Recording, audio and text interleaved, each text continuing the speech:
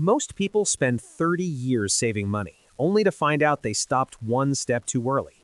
Saving will never make you wealthy. It'll make you comfortable, and comfortable is where people get stuck for a decade without noticing. That one missing step is the difference between retiring on your terms and working forever. And there's a mistake buried in this, one that forces people to sell their investments at the absolute worst possible moment. I'll get to that in about 90 seconds. Today I'm walking you through the exact path from saving to investing, front to back.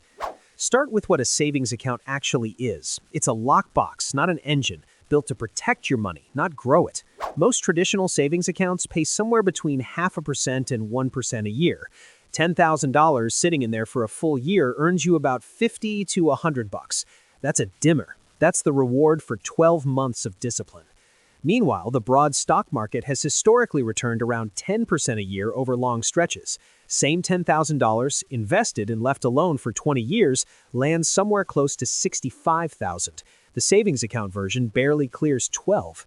Same money, same 20 years, completely different life. That gap isn't built on secret knowledge or connections. It's built on one decision. Now here's the mistake I promised you. And I know it well because I made it.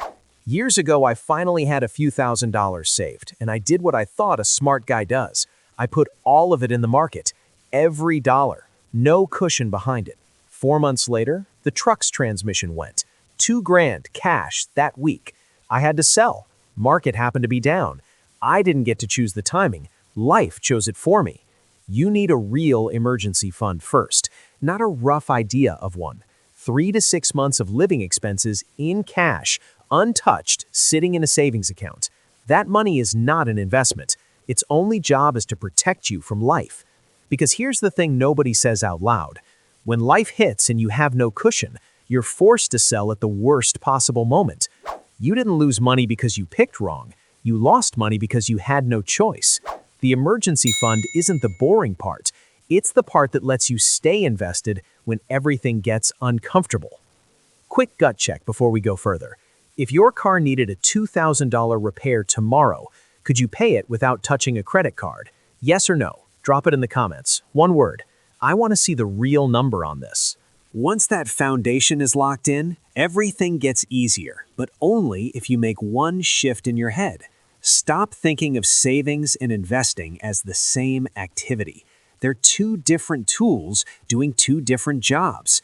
Your savings bucket is the stability layer. It doesn't move, doesn't fluctuate, sits there quietly doing exactly what you built it to do.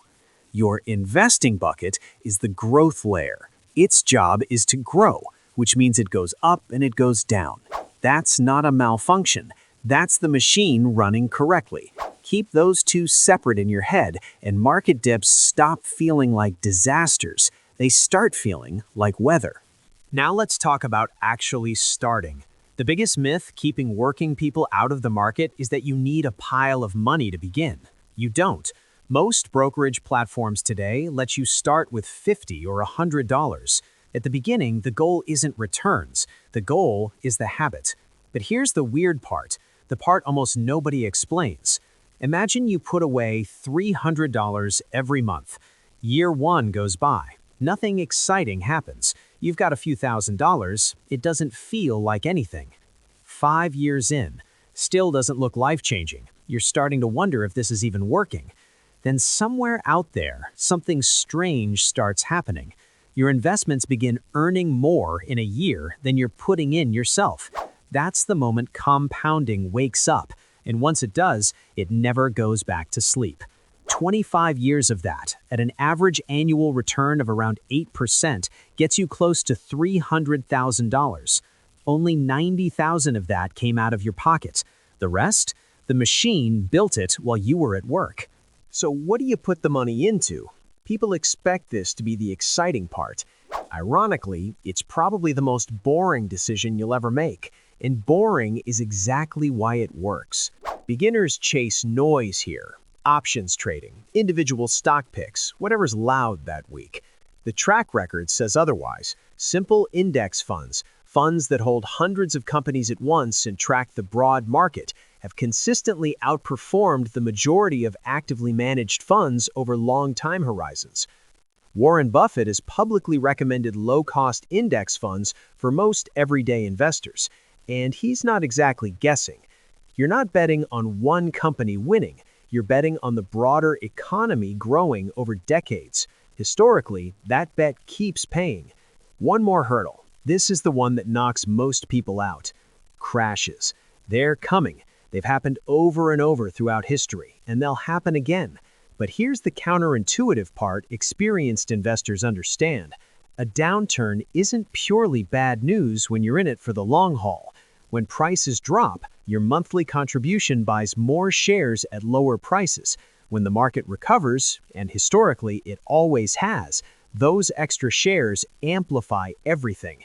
That's why time in the market beats timing the market. The people who come out ahead are thinking in decades, not reacting to headlines. Here's the whole path, front to back.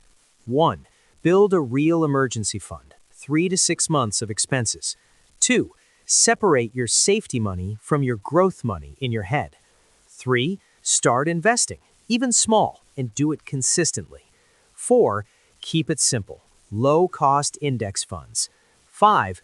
Be patient and let compounding do the heavy lifting. That's it. No tricks, no complexity, just the order. Saving gives you security. Investing gives you momentum. Put both together, and your future stops looking like a hope and starts looking like a plan. So where are you right now? Still in the saving stage, or have you already taken that first step? Drop it in the comments. 20 years from now, you'll either be glad you started or you'll wish you had. The choice is still cheap today. See you in the next one. Let's build some wealth.